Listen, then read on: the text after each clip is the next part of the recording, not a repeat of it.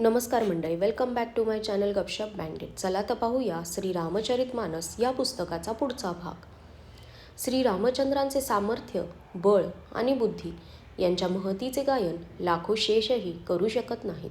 ते एका बाणाने शेकडो समुद्र शोषून टाकतात. परंतु नीतिनिपुण श्रीरामांनी तुमच्या भावाला उपाय विचारला. त्याच्या बोलण्याप्रमाणे श्रीराम समुद्राला वाट मागत आहेत. त्यांच्या मनात कृपा भरलेली आहे म्हणून ते त्याला शोषून टाकत नाहीत. दूताचे बोलणे ऐकून रावण खदाखदा हसला आणि म्हणाला, श्रीरामाला अशी बुद्धी आहे तर म्हणूनच त्याने वानरांची मदत घेतली आहे. स्वभावाने भित्र्या बिभीषणाचे बोलणे खरे मानून त्याने समुद्राशी बालहट्ट करायचे ठरविले आहे.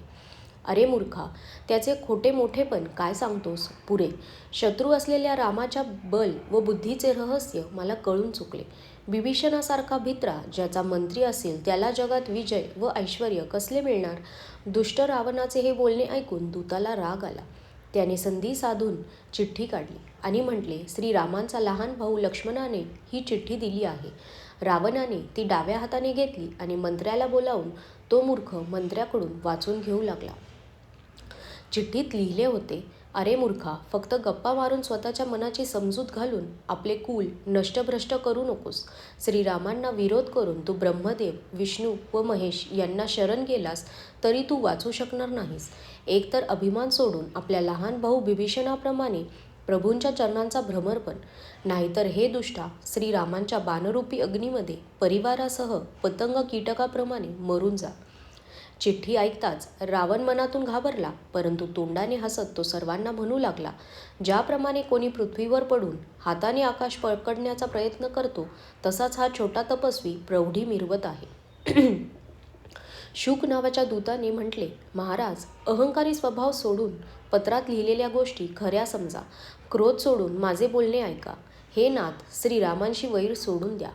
जरी रघुवीर हे संपूर्ण लोकांचे स्वामी आहेत तरी त्यांचा स्वभाव अत्यंत कोमल आहे. भेटताच ते प्रभू तुमच्यावर कृपा करतील आणि तुमचा एकही अपराध ते मनात ठेवणार नाहीत. प्रभूंना जानकी देऊन टाका. हे प्रभू, माझे एवढे सांगणे पूर्ण करा. जेव्हा दूताने जानकीला परत देण्यास सांगितले तेव्हा त्या दुष्ट रावणाने त्याला लाथ मारली. तो सुद्धा बिभीषणाप्रमाणे त्याच्या पाया पडून नतमस्तक होऊन कृपासागर श्री रघुनाथांच्याकडे गेला.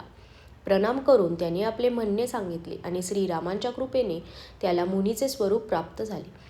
शिव म्हणतात, भवानी, तो ज्ञानी मुनी होता. अगस्त्य मुनींच्या शापामुळे राक्षस झाला होता. वारंवार श्रीरामांच्या चरणांना वंदन करून तो मुनी आपल्या आश्रमाला गेला. इकडे 3 दिवस झाले तरी जड बुद्धीच्या समुद्राने श्रीरामांची विनंती मांडली नाही. तेव्हा श्रीरामांनी क्रोधाने म्हटले, भीतीशिवाय प्रीती होत नाही. हे लक्ष्मणा, धनुष्यबाण आण. मी अग्निबाणाने समुद्राला शोषून टाकतो.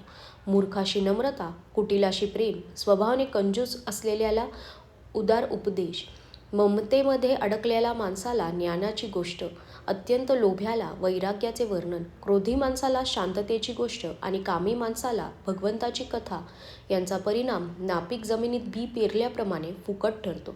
असे म्हणून श्री रघुनाथांनी धनुष्य सज्ज केले. हा विचार लक्ष्मणाला फार चांगला वाटला.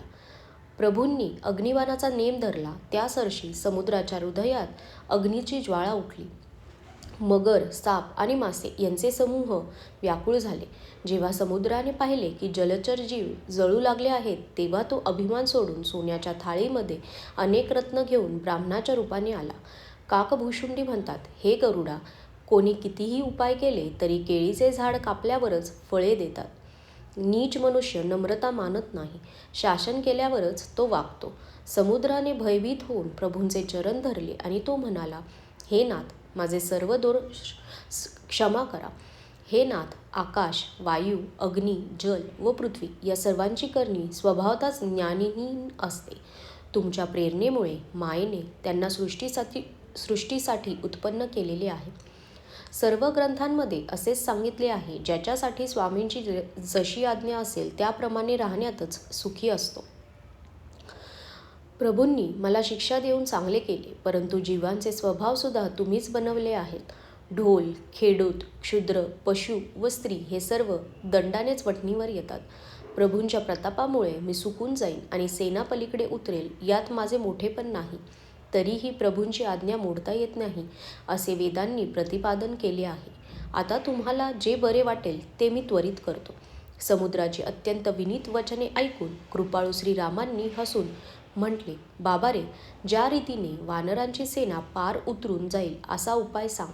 समुद्र म्हणाला, हे नाथ, नील व नल हे 2 वानर बंधू आहेत. त्यांना लहानपणी ऋषींचा आशीर्वाद मिळाला आहे.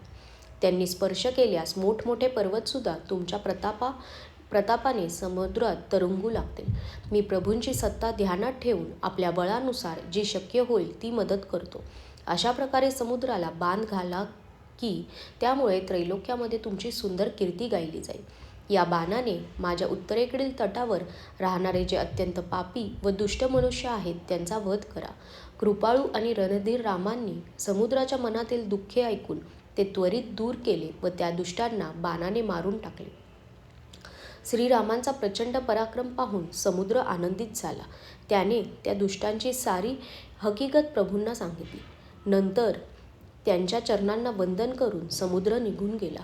समुद्र आपल्या घरी गेला. श्री रघुनाथांना त्याचा विचार आवडला. हे चरित्र कलियुगातील पापांचे हरण करणारे आहे आणि तुलसीदासाने आपल्या बुद्धीप्रमाणे ते गायले आहे.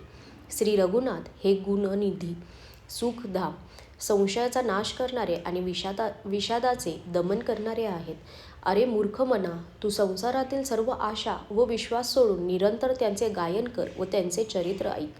श्री रघुनाथांचे गुणगान हे संपूर्ण मांगल्य देणारे आहे. जे आदरपूर्वक हे ऐकतील ते कोणत्याही जहाजाविना, साधनाविना भवसागरातून तरून जातील. आजच्यासाठी धन्यवाद.